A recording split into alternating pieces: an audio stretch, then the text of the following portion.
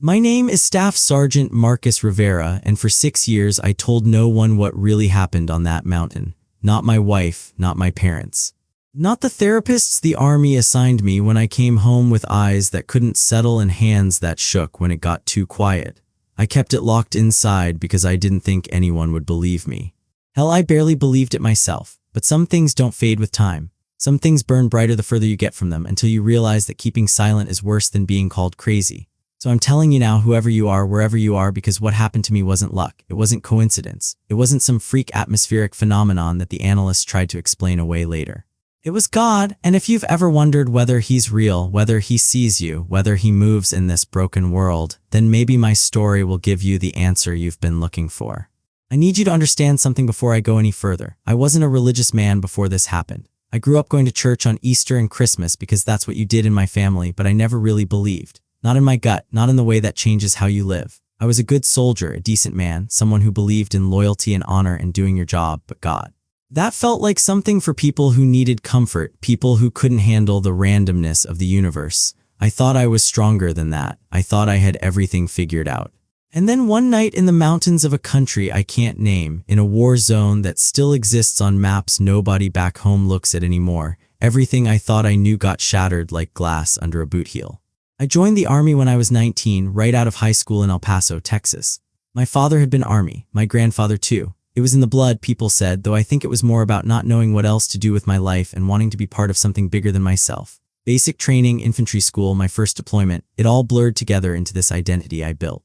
I was good at it. I made sergeant by 24, staff sergeant by 27. I had a squad that trusted me, commanders who respected me, and a wife back home who worried every day but never asked me to quit. Life made sense. There were rules, orders, chains of command. You followed the plan, you trusted your training, and you came home. That's what I believed. That's what kept me sane through 3 deployments, through firefights and IED strikes and watching brothers get loaded onto medevac helicopters. Control, training, protocol, those were my gods. But gods made of human hands don't last long in the places I've been. The deployment that changed everything started like all the others. We flew out in the dead of night, crammed into the belly of a C-17 with gear digging into our backs and the smell of jet fuel and sweat thick in the recycled air. We landed at a forward operating base that was really just a collection of blast walls and tents and exhausted faces. Our mission was counterinsurgency, which is military speak for wandering around hostile territory trying to keep bad people from doing bad things while knowing that half the time you can't tell who the bad people are until they start shooting at you. It's slow, grinding work, patrols every day. Heat that makes your body armor feel like a furnace. Dust that gets into everything, your eyes, your mouth, your weapon. And always, always the knowledge that someone out there wants you dead and is patient enough to wait for the perfect moment. My fire team consisted of 4 men including myself. There was Sergeant Donovan Hayes, a quiet guy from Montana who could read terrain like a book and never wasted words. There was Specialist Aaron Chen, 22 years old, smart as hell. The kind of soldier who could fix a radio with a paperclip and wire but still made stupid jokes to cut the tension. And there was Private First Class Jordan Cole, the youngest, barely 20, on his first deployment, eager to prove himself but still fighting that edge of fear that comes before you've seen real combat. Good men, all of them. The kind you trust with your life because you have to, because out there trust isn't optional. We'd been in country for 3 months when the mission came down.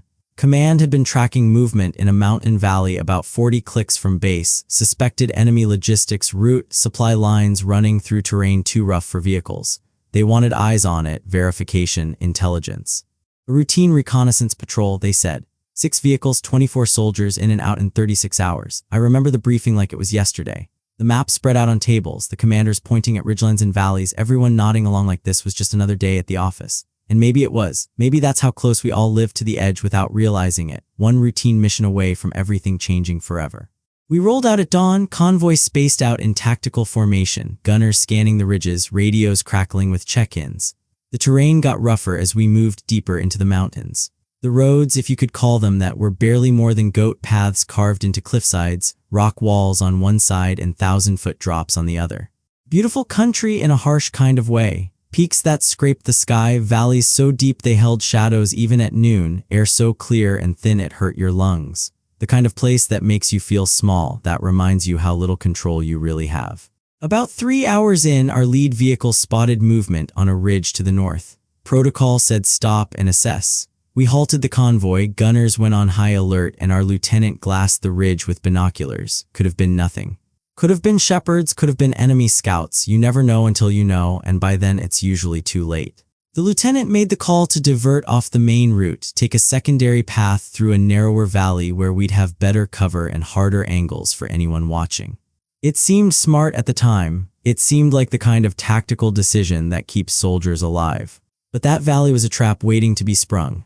The walls got steeper as we moved deeper in. The path got narrower. Radio communication started breaking up, something about the terrain blocking signals. Our comms specialist kept trying to boost the signal, but it just kept hissing and crackling. And then our convoy had to stop completely because the path ahead was blocked, rockslide maybe, or maybe something else. The lieutenant ordered dismounts to clear the route. That's when my fire team got the order to move uphill, get to a vantage point on the eastern ridge, provide overwatch while the engineers worked. Standard procedure. Should have been simple. We grabbed our gear and started climbing. The slope was steep, loose rock and dust. Every step felt like sliding backward. Donovan led the way, picking the best path, Chen and Cole behind him, me taking rear security. It took us maybe 20 minutes to get high enough for a decent view. We found a cluster of boulders near the ridgeline, good cover, good sightlines down into the valley where our convoy sat like toys in a ditch. I radioed down that we were in position. The response came back broken and static-filled, but I caught enough to know they heard us. That's when the world exploded. I don't mean figuratively. I mean the valley erupted with gunfire and explosions, muzzle flashes from positions we hadn't seen, RPGs streaking down from the ridges, the crack and thunder of it echoing off the mountain walls. Our convoy was getting hit from 3 sides at once, a coordinated ambush perfectly positioned.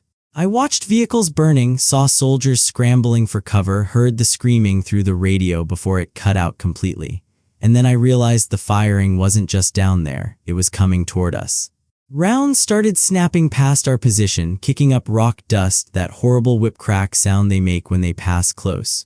We dropped behind the boulders, returned fire toward the muzzle flashes, but there were too many of them and not enough of us.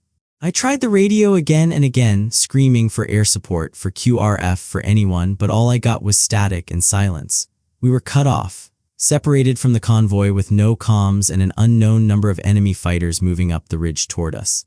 Donovan looked at me with those calm Montana eyes and said what we were all thinking. We need to move. Now. We started pulling back, fire and movement, one pair shooting while the other displaced, the way we'd trained 1,000 times.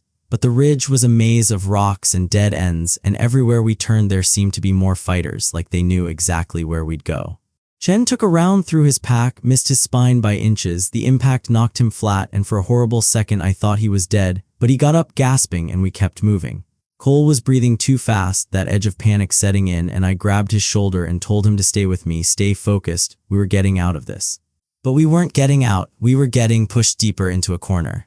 We ended up trapped on a finger ridge, narrow spine of rock with cliff faces on 3 sides and enemy fighters closing in from the only exit route. We set up in a defensive position behind the best cover we could find, rationing ammo, taking only shots we knew would count. The sun was dropping fast, the valley filling with shadows, and I realized with cold certainty that we weren't going to make it through the night. Our ammo was running out. No one knew exactly where we were. The convoy below was either destroyed or had retreated. I couldn't tell. We were alone. I've been scared before, every soldier has, but this was different. This was the kind of fear that empties you out, that makes your body feel like it's moving through water, that fills your head with white noise. I looked at my guys, at Donovan checking his last magazine, at Chen trying to fix the radio with shaking hands, at Cole staring at me with eyes that were asking a question I couldn't answer. And I felt something break inside me. Not courage, not hope, something deeper, something I didn't know I'd been holding onto, the belief that I was in control, the belief that training and skill and determination would be enough. They weren't enough, not even close.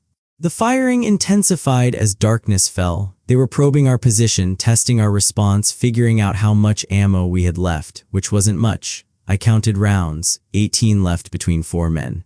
18 pieces of brass and lead between us and whatever came next. I did the math, it wasn't good. Donovan looked at me and I saw him doing the same math, coming to the same conclusion.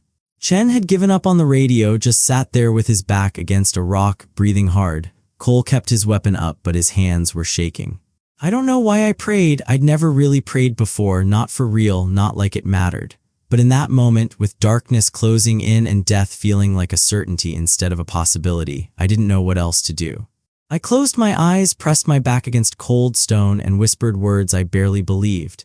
God, if you're out there, if you're real, we need help. We need a miracle. Please, I'm not asking for me. I'm asking for them. These men, they have families, they have futures. Please don't let them die on this ridge. Please. Nothing happened. The gunfire continued. The darkness deepened. I opened my eyes and felt stupid for hoping, for breaking, for asking some cosmic force that probably didn't exist to fix a problem that was purely human. But what else was there? What else could I do? Donovan whispered that we had maybe 10 minutes before they rushed us. I nodded, checked my weapon, prepared for the end. And then the world changed. I was looking down the ridge through my rifle scope, trying to count enemy positions in the failing light, when the entire ridgeline lit up like someone had flipped a switch and turned night into day. Not the orange flicker of explosions. Not the white flash of illumination rounds. This was different. This was a column of pure white gold light falling straight down from the sky, so bright I had to look away, so bright it made the rocks cast sharp shadows even though the sun was gone. My first thought was flare, but flares drift and smoke and die. This didn't move. It stood like a pillar between earth and sky, steady and silent, turning everything it touched into blazing clarity. I could see every rock, every cliff face, every shadow in the valley below like it was noon on a clear day. And I could see the enemy fighters, dozens of them all along the ridgeline, and I could see them stopping. Just stopping. Like someone had hit pause on reality. Chen was next to me, staring, and he breathed out a single word. What? Not a question, just an acknowledgement that something impossible was happening and language couldn't catch up. The light stayed, 5 seconds, 10, I couldn't tell, time felt broken. And in that light I felt something I'd never felt before, something that didn't come from outside but from somewhere deep inside my chest, spreading out like warmth, like pressure, like a hand pressing over my heart. Not painful, not frightening. The opposite, calm, certain, safe. And then I heard it, not with my ears, with something else. A voice that didn't make sound but filled up all the empty spaces inside me, deep and quiet and absolutely undeniable. Get up, you are safe, move forward. The light faded, not all at once, but like water draining, pulling back up into the sky it had come from, leaving only the natural darkness of mountain twilight. I blinked, trying to process, trying to find some rational explanation. But there wasn't one. And when my vision adjusted, I saw something that made no sense at all. The enemy fighters were retreating, not tactically, not in any organized way. They were running. Some dropped their weapons, some stumbled over rocks in their panic to get away. Some just stood there frozen, staring at the sky, at the place the light had been. And then they turned and fled into the darkness like something was chasing them, though nothing was. Nothing we could see. The valley went silent. No gunfire, no explosions, just wind and the sound of rocks settling and my own heartbeat hammering in my ears. I looked at Donovan and he looked at me, and neither of us spoke, because what could you say? What words exist for something like that? Cole broke the silence. His voice was small and shaking. Sergeant Rivera, what just happened? I didn't have an answer, or maybe I did, but I was afraid to say it out loud. Afraid it would sound insane. Afraid it would make it less real.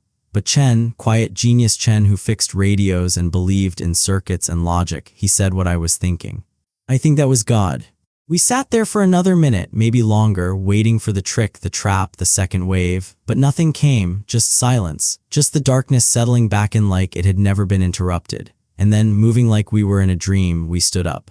We moved forward along the ridge, weapons ready but hands steady now, that fear that had been choking us gone, replaced by something I can only describe as confidence that didn't come from us. We walked for 20 minutes through terrain that should have been crawling with enemy fighters and found nothing. No ambush. No resistance, just empty ridgelines and scattered equipment left behind by people who'd run like the mountain itself was collapsing. We made it to a rallying point, a flat area where we could see the valley, and that's where we finally got radio contact again.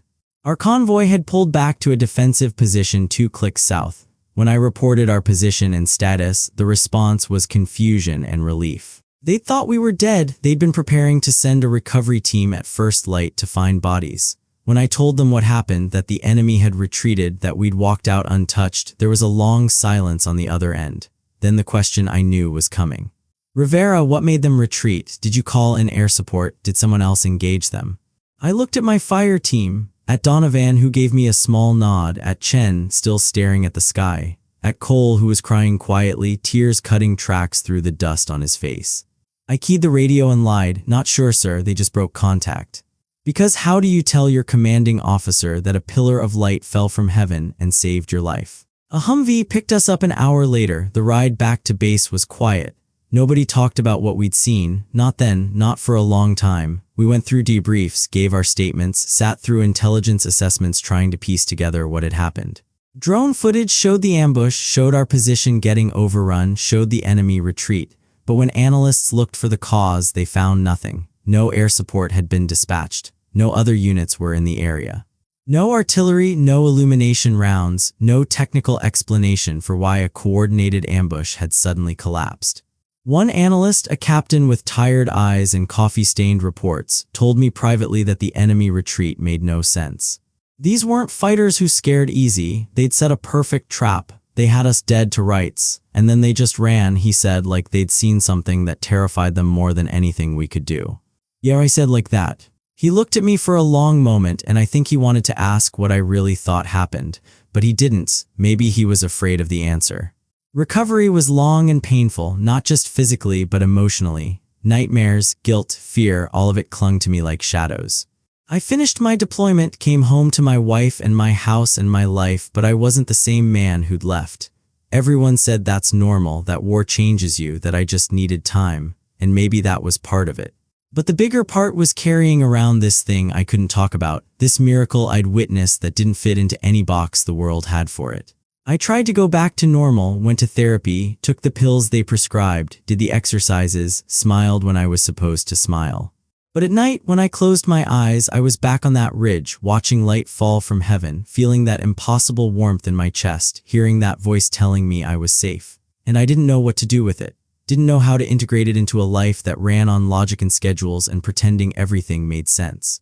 My wife knew something was wrong. Sarah, God bless her, she knew me better than I knew myself. She'd ask what I was thinking and I'd say nothing, just tired, and she'd look at me with those eyes that saw through every wall I built, and she'd let it go because she knew I'd talk when I was ready. Except I didn't know if I'd ever be ready. How do you tell someone you love that you met God on a mountain and nothing feels real anymore?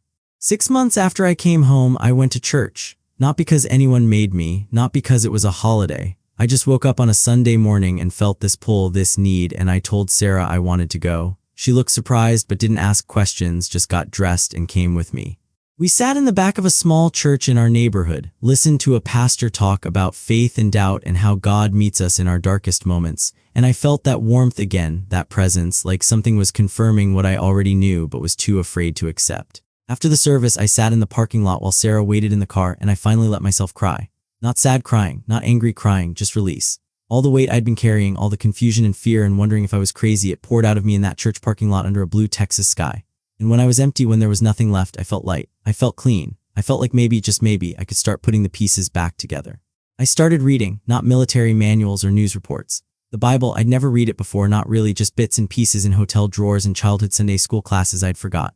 But now I read it like my life depended on it, and I found stories that sounded familiar. Pillars of fire leading people through darkness, voices speaking to prophets and shepherds, light appearing in impossible moments, God showing up when everything seemed lost. It was all there, written thousands of years ago by people who'd experienced the same impossible things I had, and suddenly I didn't feel crazy anymore.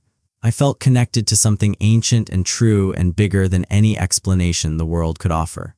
I reached out to Donovan. He got out of the army, moved back to Montana, was working on his family's ranch. We talked on the phone for 3 hours. He'd been carrying the same weight, the same questions. He told me he'd started going to a small church in his town, that he'd told his pastor what happened, and the pastor hadn't called him crazy. Had just nodded and said sometimes God breaks through in ways we can't explain, and the only thing we can do is witness to it. Tell the truth even when it sounds impossible. Jen had a harder time. He'd always been the logical one, the one who needed equations and evidence. But he told me later that he couldn't explain away what he'd seen. He'd tried. He'd spent months looking for rational explanations, atmospheric phenomena, military technology, anything, but nothing fit, and finally he stopped fighting it, stopped trying to make it make sense, just accepted that something beyond human understanding had happened, and that acceptance changed him. He started asking bigger questions. Questions about purpose and meaning and whether the universe was random or designed. Last I heard, he was studying philosophy at a college in California, still searching, still trying to understand, but open now in a way he'd never been before. Cole took it the hardest. He was the youngest, the most shaken by how close we'd come to dying. He left the army as soon as his contract was up, went home to North Carolina and disappeared for a while. I tried to reach him, but he didn't respond. I worried. But then, about a year after we got back, he called me. He was working with at-risk kids in his community, mentoring them, and he told me that what happened on that ridge had given him a second chance at life and he wasn't going to waste it. He said he didn't know all the theological details, didn't know if he was doing faith right, but he knew someone had saved him and he owed it to that someone to live like it mattered. As for me, I stayed in the army for 2 more years, finished my commitment, then got out. I couldn't do it anymore. Not because I didn't believe in the mission or the men, but because I'd seen something that made everything else feel small. I needed to figure out what to do with this second chance I'd been given. Sarah and I moved to a quieter town and I took a job working with veterans, helping them transition back to civilian life, helping them carry the weight of things they couldn't talk about.